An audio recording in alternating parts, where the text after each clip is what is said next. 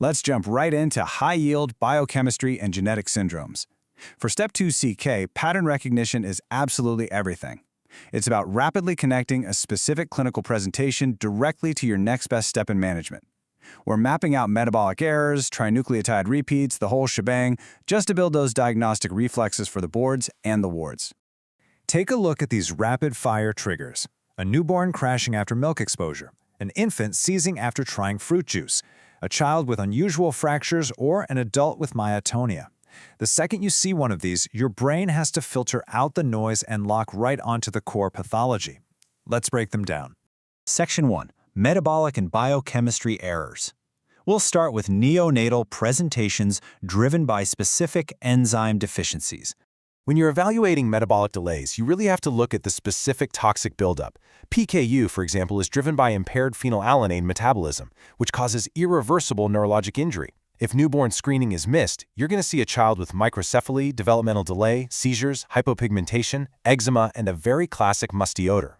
You diagnose this with high serum phenylalanine and manage it strictly with a low phenylalanine diet and tyrosine supplementation. You literally have to do this to prevent permanent damage. On the flip side, a purine salvage defect points us to Lesch-Nyhan syndrome. That presents with hyperuricemia, chorioathetosis or dystonia, profound self-injurious behavior, and early-onset gout or kidney stones. Now for sugar metabolism defects, timing and exposure completely dictate your diagnosis. Classic galactosemia appears in a newborn immediately after drinking milk. You're looking for jaundice, hepatomegaly, vomiting, severe hypoglycemia, cataracts, and a really high risk of E. coli sepsis. The treatment: immediate removal of lactose and galactose from the diet. In contrast, hereditary fructose intolerance only pops up later when fruit, juice, or table sugar is introduced. It presents similarly with vomiting, hypoglycemia, jaundice, and liver injury, but it's uniquely marked by a learned aversion to sweets. Section 2. Glycogen storage and trisomies. Recognizing systemic metabolic failure and chromosomal anomalies early. So if you're presented with a 3 to 4 month old infant with severe fasting hypoglycemia, your suspicion has to instantly shift to glycogen storage diseases. Von Gierke disease, or type 1 glycogen storage disease, presents with profound lactic acidosis, hyperuricemia, hyperlipidemia, massive hepatomegaly, and those characteristic doll-like facies. Because these patients completely lack glucose 6-phosphatase, they can't really store glucose into the blood. So management requires frequent, continuous feeding. This is often done with raw cornstarch to maintain normal glycemia and prevent life-threatening fasting hypoglycemia. Moving over to dysmorphic newborns, you need to differentiate the major trisomies by their primary systemic insults.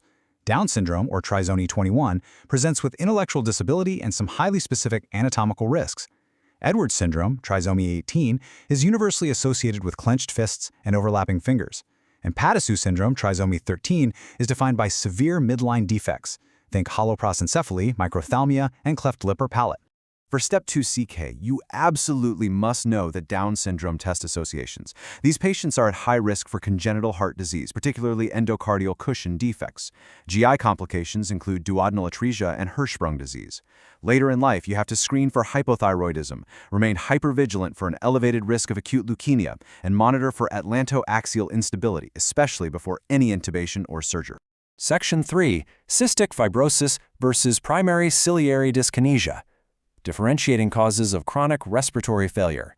Okay, so both cystic fibrosis and primary ciliary dyskinesia cause chronic sinopulmonary infections, bronchiectasis, nasal polyps, and infertility. But cystic fibrosis involves a chloride channel defect that leads to excessively thick secretions.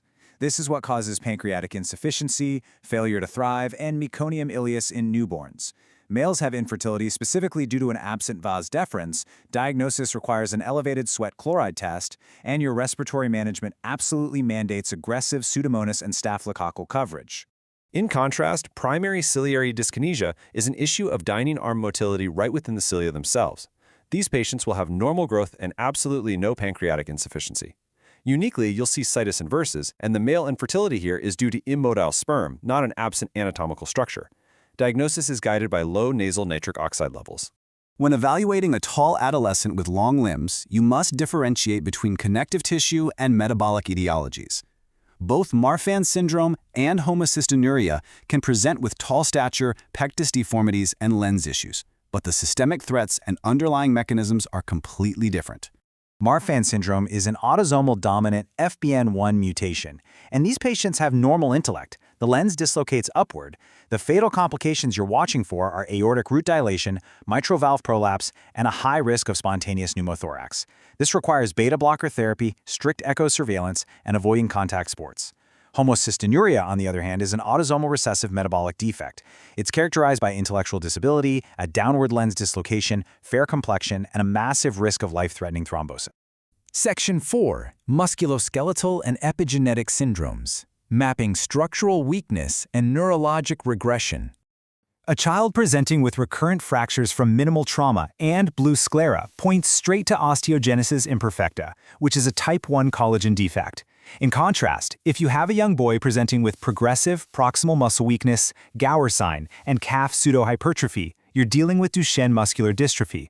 This is an X-linked recessive frameshift mutation that results in an absent dystrophin protein. Diagnosis starts with markedly elevated creatine kinase. If the trigger shifts to an adult presenting with myotonia, like delayed grip relaxation after a handshake, along with cataracts and testicular atrophy, this is myotonic dystrophy, a CTG trinucleotide repeat expansion. Conversely, if the vignette describes a young girl with totally normal early development, followed by profound neurological regression, loss of verbal abilities, and stereotypic hand-wringing, you are looking at Rett syndrome, which is driven by an MECP2 mutation. Section 5. Imprinting disorders and Fragile X. Let's finish up with distinct developmental delay syndromes. Prader-Willi syndrome presents with a really distinct biphasic clinical chronology due to maternal imprinting on chromosome 15. In infancy, you're going to see profound hypotonia and poor feeding, but as they become toddlers, this radically flips to insatiable hyperphagia. That leads to severe, early-onset obesity, hypogonadism, and developmental delay. Genetic testing via methylation analysis is your preferred diagnostic step here. Fragile X is the most common inherited cause of intellectual disability, caused by a CGG repeat expansion in the FMR1 gene. The classic presentation is a boy with developmental delay, an elongated face with a prominent forehead and large ears, and postpubertal macroorchidism. Crucially, they also have really high rates of comorbid autism spectrum disorder and ADHD. When differentiating these epigenetic and trinucleotide repeat disorders, remember that Fragile X testing requires PCR to quantify the repeats, while Prader-Willi relies on methylation studies. Don't let the shared feature of developmental delay distract you from the highly specific physical exam findings, like macroorchidism or hyperphagia, to lock in the correct answer. To wrap up this explainer, you really need to internalize this age-to-trigger recap. A newborn with jaundice after milk is galactosemia. An infant seizing after juice is hereditary fructose intolerance. A 3 to 4-month-old infant with hypoglycemia is von Gierke. A tall adolescent with an upward lens dislocation is Marfan, while a downward lens with thrombosis is homocystinuria. An adult failing to release a handshake is myotonic dystrophy, and a young girl losing her speech with hand-wringing is Rett syndrome. Memorize these triggers to rapidly filter your differential on exam day.